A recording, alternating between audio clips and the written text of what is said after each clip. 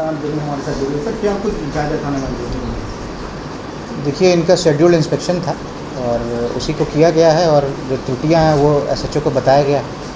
कुछ मुख्य जो कार्य है उस पे दिशा निर्देश की जो आवश्यकता थी वो इनको दी गई है, सुधार की आवश्यकता है। और जो अन्य जो अपराध से संबंधित जो इनके आंकड़े हैं उसमें आपको सही कार्य किया जा रहा है थानेदार के द्वारा। और आगे जितनी भी जो अपराध कर्मी जो जेल से छूट रहे हैं उन पे कैसे नज़र रखी जाए उस संबंध में भी जो एसएचओ हैं उसको हमने बताया। सर क्या कुछ कमियाँ देखने को मिली? देखिए, लंबित वारंट का जो तामिला है वो सब इनको कराना चाहिए, इम्प्रूव करना चाहिए और थोड़ा एक्टिव पुलिसिंग करना चाहिए। 112 में सुधार की आवश्यकता है, उस संबंध में इनको दिशा निर्देश दिया गया।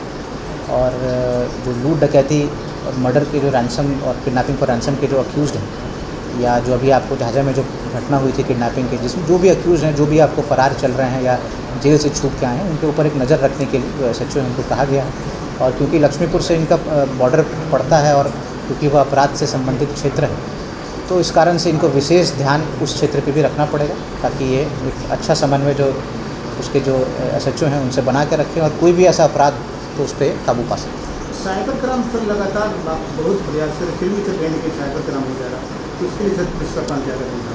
देखिए, गृह विभाग के द्वारा और बिहार पुलिस मुख्यालय के द्वारा जो साइबर थाने का स्थापना की गई है और जो डीएसपी साइबर है उनके द्वारा भी निरंतर जो जितने भी केसेस हैं उनको देखा जा रहा है और हम लोग प्रयास करते हैं। लेकिन उसमें जैसा कि मैंने पूर्व में भी बताया है कि थर्ड पार्टी ऐप्स हैं उनसे डेटा हम लोग को निकालना रहता है। उसमें कई में सफलता मिलती है, कई में सफलता नहीं मिल पाती है और काफ़ी लंबा या चेन बन जाता है जिसमें पैसे का डिपोजिशन रहता है। तो हम लोग उस पर प्रयास करते हैं। थोड़ा डिटेक्शन इसमें स्लो रहता है लेकिन हम लोग इस पे काम कर रहे हैं। मुख्यतः जो पब्लिक है उसको साइबर क्राइम से प्रिवेंशन ज़्यादा महत्वपूर्ण चीज़ है क्योंकि वो कुछ मैसेज जो आता है उस पर क्लिक कर देते हैं या कोई छोटे से पैसा कमाने के लिए कोई ऐसा गलत मैसेज भेजता है, लिंक भेजता है तो उस पर वो फंस जाते हैं। तो प्रिवेंशन मुझे लगता है साइबर में ज़्यादा उपयोगी है। उसके तहत हम लोग अवेयरनेस भी क्रिएट करने का प्रयास कर रहे हैं और साथ ही साथ जो डिटेक्शन है, जैसे जैसे आपको जो पुलिस कर्मी की संख्या है साइबर थाने में जो जैसे जैसे बढ़ती जाएगी और जो टेक्निकल एस्पेक्ट है उसमें जो